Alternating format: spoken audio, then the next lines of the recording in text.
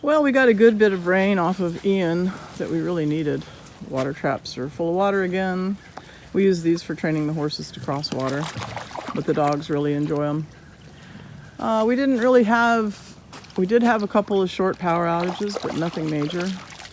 So I think Ian, wasn't too bad coming into at least our area of central North Carolina.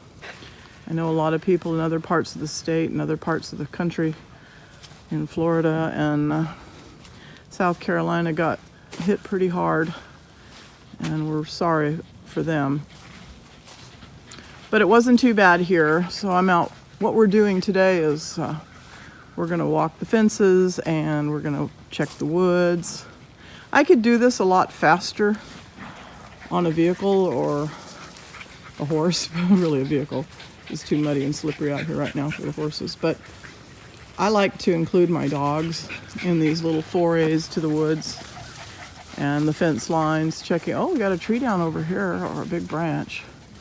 I'm going to be a little careful out here today. Oh, it did. The tree snapped off. How about that? That was a dead tree.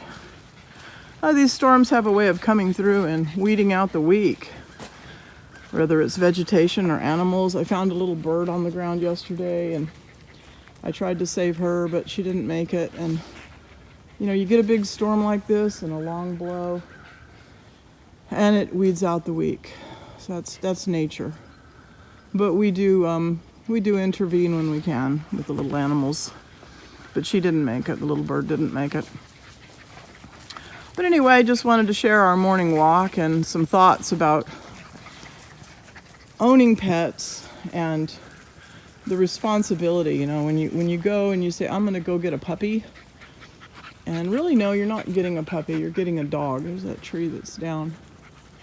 And when you think about the moment and the excitement, we've got Christmas coming up and people want Christmas puppies and all of that, but it's really, and most people realize this, but it's a commitment.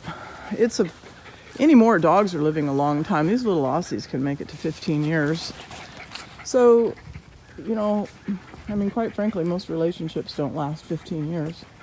A lot of marriages don't last 15 years. So when you're thinking about getting that quote-unquote Christmas puppy or puppy, you're not getting a puppy. Now look at there, Blue's coming in heat. Blue's coming in heat, and I was going to retire her. She's still not. I think I'm going to breed her to Storm one more time because they have the most fantastic babies. So I think we'll get one more litter out of Blue and Storm, and maybe I'll keep some puppies off of it this time for my breeding program. But anyway, where was I? Okay, so when you're thinking about getting that little animal, whether it's a dog or a kitten or a bird or whatever it happens to be, it's a commitment, hopefully, for that animal's whole life. And it should be a, what's the word I'm looking for here before breakfast? Unconditional commitment. Unless the animal is so savage that it's, biting people, biting you, can't be fixed through training or pharmaceuticals, is a hazard to your family. A lot of dogs become inconvenient for people because they didn't turn out to be what they wanted them to be. They have a picture in their mind of what they want the dog to be and how they want the dog to turn out. And a lot of people, what are you gacking on, Shelbs? It's sort of an ego thing. They take their dog out and they want everybody to admire it. Ooh, aw, pet the dog. It's not always the case, but sport people, okay? They want the dog to perform a certain way. I'm really leery of when people adopt a dog from me solely for the purpose of sports or showing, because if the dog doesn't turn out the way they want it, they just get rid of it or they back burner the thing, and it doesn't get the attention and love that it deserves. So I prefer for my dogs to be pets first and sport dogs second. That is, if you want one of my dogs and you want it primarily for a pet, but you're also going to do sports, but you don't care if it isn't the world's greatest sport dog, then you're my kind of person. But I've gotten pretty leery of a lot of sport dog people. I've had some bad experiences there. So I guess what I'm trying to say is this is a commitment right here. 15 years, right, Jesse? Financial commitment, emotional commitment, physical commitment. I mean, I didn't want to get out in the rain, pouring rain yesterday, and walk these dogs, blowing wind. But I did it because they needed it. And if you can't meet the needs of a dog, don't get one. I mean, that's all I'm going to say. It's like, really ask yourself, in these times, people are so busy, they have to send their dog to daycare. You know, they have to hire somebody to walk it, and that's fine. I mean, if you've got the wherewithal to do that, and your dog likes that kind of scene, because some dogs are, you know, I used to run daycares, and some dogs just aren't cut out for it. But if you have a dog that's, you know, good for the dog walker and good for the daycare and pet sitter and all that stuff, you know, that's great. But really, in this day and age, you know, back when I was a kid, a long time ago, dogs, you know, mom stayed home, she wasn't at work, dog was never left alone.